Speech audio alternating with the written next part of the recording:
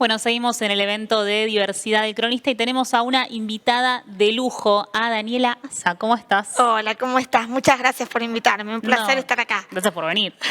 Bueno, Daniela, para quienes no la conocen, igual es raro. Es licenciada en comunicación y referente en toda la temática que es personas con discapacidad. Así que primero quiero arrancar que me cuentes un poco cómo es ser una persona con discapacidad, cómo es vivir en un mundo con discapacidad. Bueno, sobre todo es duro, ¿no? Estamos, la verdad que todas las personas con discapacidad atravesadas por la lucha, por los obstáculos cotidianos que atravesamos todos los días, al salir a la calle, al querer acceder a cualquier establecimiento, al querer trabajar, educarnos. Es una lucha constante, es una lucha histórica, ¿no? Que viene de años y años, de una sociedad que permanentemente catalogó a las personas con discapacidad, catalogándolas como siempre desde la falla, siempre desde la falencia. De ahí que tengamos tantas palabras en el lenguaje como tiene un problema, le falta algo, siempre es como que estamos todo el tiempo queriendo alcanzar un nivel de normalidad que la sociedad nos pide todo el tiempo. Y bueno, yo en mi caso particular, yo nací con una condición que se llama artrogriposis múltiple congénita, que no la nombres porque no vas a poder, es compleja. La verdad que esta condición me enfrentó a muchos desafíos de esta sociedad que permanentemente me invitaba a verme desde esta falla. Mi familia se puso ahí la 10 para sacarme adelante siempre y motivándome para que pueda tener las mejores herramientas y recursos. Pero lo primero que le dijeron es como, no vas a caminar, desde las etiquetas, ¿no? Todo el tiempo no vas a caminar, no vas a hacer tal cosa. Impedimentos, barreras. Claro, exacto. También es verdad que en ese momento, y es verdad que era una sociedad que todavía no había avanzado en materia de inclusión, que todavía desconocía muchas de estas cuestiones, pero bueno, ese desafío vino y bueno, fue difícil luchar contra la escuela, el docente que le decía a mi mamá no puede hacer nada, salir a la calle, la burocracia, todo era muy difícil, pero bueno, se pudo sobrellevar, sobre todo con ese sostén que me pudieron dar y gracias también a esta lucha que pudimos hacer en equipo, ¿no? Con mi familia. Pero bueno, años más tarde, con todos estos obstáculos, yo me dediqué a contar todos estos obstáculos en las redes sociales, hace 5 años, que empecé a transmitir mi historia, los aprendizajes, los desafíos, cómo somos concebidas las personas con discapacidad en la sociedad y los derechos que todo el tiempo tenemos vulnerados, ¿no? Hablas mucho también de la mirada del otro y te quería consultar, por un lado, cómo afecta la subjetividad propia, la mirada del otro, pero también ¿con qué te encontrás en la sociedad? Digo, ¿con un discurso, con un sesgo paternalista o ya directamente discriminador? Bueno, la verdad es que todavía, si bien hay muchos avances, todavía tenemos eso que planteaban en los paneles hoy, ¿no? Esta asignatura pendiente que tenemos en pos de una sociedad diversa e inclusiva. Si bien está, digamos, el mensaje y la idea de apostar por la diversidad y la verdad que venimos haciendo un camino muy, muy bueno porque, como te decía, en el pasado hubo muchas cuestiones que no estaban como hoy en día. La verdad es que todavía tenemos que hacernos responsables de pensar que la discapacidad también es diversidad. Yo muchas veces siento que la discapacidad queda muy ausente de los discursos de la diversidad y eso tenemos que hacerle frente, ¿no? ¿Y esto por qué pasa? Porque hay mucho miedo todavía, ¿no? Hay el miedo, el rechazo que genera esto de, bueno, no lo conozco, entonces no me acerco. Y la solución no es no acercarme, es acercarme, todo lo contrario. Es entenderla, es preguntar, es consultar a las propias personas que lo viven, tal como se está haciendo acá, es capacitarnos, es formarnos, es aprender, desde los medios de comunicación hasta las empresas más grandes o chicas también, que tienen que aprender que la diversidad es parte del camino que tiene que recorrer la sociedad y que nos va a beneficiar, porque muchas veces lo que yo siento particularmente es que vivimos como en esta lógica de, bueno, me va a entrar en pérdida la empresa porque contrato a personas con discapacidad. Y bueno, ¿y cómo voy a hacer? Y me va a faltar todo el tiempo. Y voy a tener que adaptar y hacer una inversión enorme para poner la rampa o adaptar el baño. No, la verdad que hay muchas cuestiones que las empresas pueden empezar a hacer desde los pequeños pasos, desde de construir los prejuicios que están tan arraigados en una empresa hasta motivar a las personas que tienen familiares con discapacidad, estando ahí al lado, conteniendo, desde la publicidad, desde la imagen. Hay un montón de cosas que se pueden hacer y no necesariamente tienen que ver con invertir grandes sumas de dinero para la inclusión. Me parece que eso es un mito muy arraigado que nos traba, ¿no? Que mejor empezar de a poquito y un paso a la vez, ¿no? Estás hablando también mucho del mundo del trabajo y en ese sentido te quería preguntar cómo estamos en materia de leyes y de programas de inclusión. Bueno, hemos avanzado, lo que dije antes, ¿no? Hemos avanzado mucho en materia de inclusión laboral. Sin embargo, sigue siendo una de las deudas más pendientes en materia de inclusión. Yo creo que estos mitos y prejuicios que todavía nos traban de pensar que la persona con discapacidad no puede, las grandes etiquetas que nos rodean, yo creo que perjudican mucho el camino y en lugar de pensar en los apoyos que puede generar una empresa para integrar e incluir a una persona con discapacidad. Y no solo quedarnos con la inclusión, sino quedarnos con que incluimos a personas con discapacidad, pero también formamos y construimos una cultura organizacional donde la inclusión de las personas con discapacidad está presente. Y concientizamos y lo trabajamos todo el año, ¿no? El 3 de diciembre, claro, ¿no? que es el Día de las Personas con Discapacidad.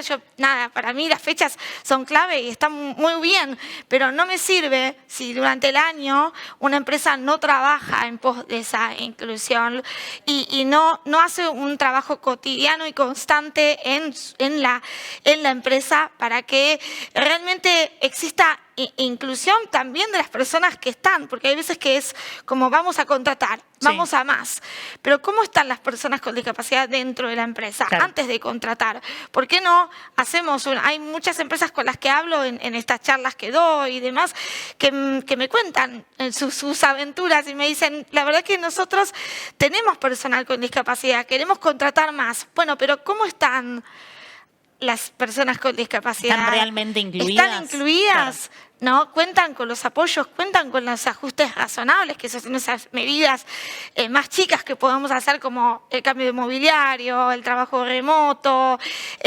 ¿Cuentan con eso o simplemente quieren como, bueno, en materia de legislación lamentablemente todavía no tenemos el cupo laboral, que es una gran asignatura pendiente, porque si bien es esta obligación que pone a las empresas, está bueno para incentivar, ¿no? Como política inclusiva de como parte del gobierno. Como Exacto. existe con otros colectivos, bueno, que exista también, bueno, existe en materia gubernamental, pero no a nivel privado. Entonces el cupo laboral lo que haría es, bueno, poner esta meta que tengan que cumplir las empresas para realmente, aunque sea como obligación, pero sí ocuparse de esto y que realmente sea una política a tener en cuenta. Daniela, vos tenés un rol muy fuerte en las redes sociales y le hablás a una gran audiencia. ¿Con qué te encontrás? Bueno, mi camino a las redes sociales, por suerte tengo la fortuna de encontrarme con mucha apertura, muchas ganas de aprender. A veces pues, veo que se critican mucho las redes sociales de, ay, esto, los haters, la violencia. Sí, que puede pasar, sí, digo. que pasa, lamentablemente, y se critica en mi cuenta también mucho, ¿no? Todo eso. Pero yo la verdad que tengo la fortuna de encontrar una sociedad que está realmente abierta, que muchas veces no sabe Eso es lo que pasa, que muchas veces no conoce y no se le ha enseñado un montón de cuestiones que tienen que ver con cómo nombrar a las personas con discapacidad, cómo tratar a las personas. Esto de no tocamos a una persona con discapacidad sin su permiso, no la agarramos, no la ayudamos de prepo, sino que le preguntamos primero, por poner un ejemplo, ¿no? Y yo cuando subo esas cosas a las redes sociales, yo lo que noto es el desconocimiento de la sociedad. Que tenemos una sociedad que todavía no está preparada, pero no está preparada también por la falta de certezas y la falta de educación de años y años de seguir promoviendo una lógica que yo llamo desde el modelo médico una lógica de inclusión excluyente. Bueno, generamos eufemismos, generamos, ¿no?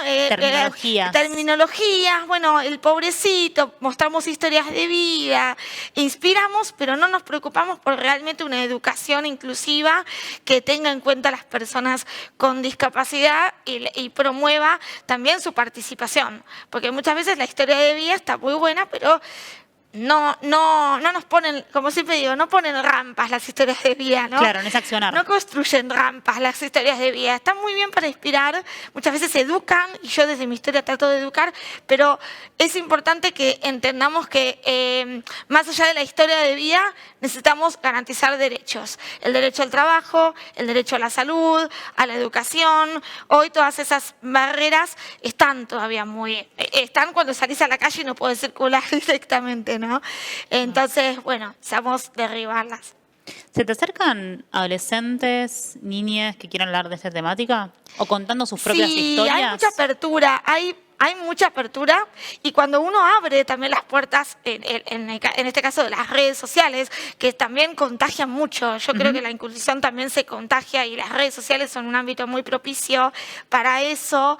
Me parece que cuando uno lo nombra, los demás se empiezan a animar más, ¿no? Entonces, de repente me llegan historias, me llegan cosas que les sucede. Tengo la dicha de tener una comunidad también muy amorosa, muy que entablas vínculos. Sí, que quiere aprender. Yo conozco, no todos, por supuesto, pero la gente que me acompaña desde el principio, yo la conozco, sé cómo se llaman, o sea, nada, y también trabajo muy en alianza con muchos para generar cambios, porque también esto no es un trabajo solitario, todo lo contrario, es un trabajo de codo a codo, de generar alianzas, de acompañarse. Entonces, nada, se acercan mucha gente, muchos jóvenes que tienen como esta apertura también desde que son criados de una manera diferente, ¿no? Educados con otra concepción distinta a la de sus padres, y quieren ayudar, y tienen esa predisposición de generar cambios. Y yo creo que gracias a esa generación vamos a estar en cierta medida salvados, porque tienen como otra ímpetu, otro pensamiento mucho más abierto. Bien, entonces en este sentido hay como una especie de comunidad que se genera y unos lazos que se establecen, pero al mismo tiempo, ¿qué nos falta? ¿Qué podríamos aprender como sociedad para mejorar en esta temática? Bueno, yo creo que el gran desafío que tenemos como sociedad es seguir deconstruyendo esta mirada desde la falencia que tenemos en torno a las personas con discapacidad, de siempre concebirlas como incapaces, que no pueden, el no siempre frente a las fortalezas y las aptitudes que puede tener una persona. Una persona con discapacidad tiene su condición, pero no es solamente eso. Claro, es mucho más. Es mucho más que su diagnóstico, que su condición. Y entonces, poder ver más allá de los diagnósticos, poder ver más allá de eso que nosotros creemos que es una debilidad, pero que en muchos casos le genera, no sé, en muchos casos la condición le genera compensar muchísimas otras aptitudes que de repente las tiene mucho más fortalecidas, ¿no? Pasa en el caso de las personas ciegas, ¿no? Que pasa en el caso de las personas sordas, que son muy visuales. Entonces, empezar a prestar más atención a las fortalezas en lugar de las debilidades, y empezar a tomar acción en nuestra vida cotidiana. Muchas veces sentimos que la inclusión no está en nuestras manos porque está en las manos de empresas grandes Claro. o el Estado, la política. No, cada uno de nosotros puede aportar su granito de arena cuando sale a la calle y ve a una persona con discapacidad y le presta atención y le pregunta, ¿te ayudo? ¿Y qué necesitas? O estar atentos en las empresas si somos empleados. Bueno, a ver, ¿cómo trabaja mi empresa en términos de inclusión de las personas Claro. con discapacidad? Todas ¿Hay esas materias apoyos? pendientes. Estar más pendientes de eso, porque como siempre digo en las charlas y todos los espacios, nos puede tocar en cualquier momento. No es un asunto de una persona o del colectivo solamente, nos atraviesa a la sociedad entera, porque podemos ser esa persona en cualquier momento de nuestra vida y porque lamentablemente esas condiciones seguramente las estaremos enfrentando durante nuestra vejez, o al adquirir cualquier tipo de condición, entonces tenemos que estar preparados antes que llegue. Bueno, muchas gracias por venir hoy, Daniela, No, por gracias todo a lo que nos ustedes. contaste y les digo que por favor sigan en este evento porque tenemos muchos más invitados.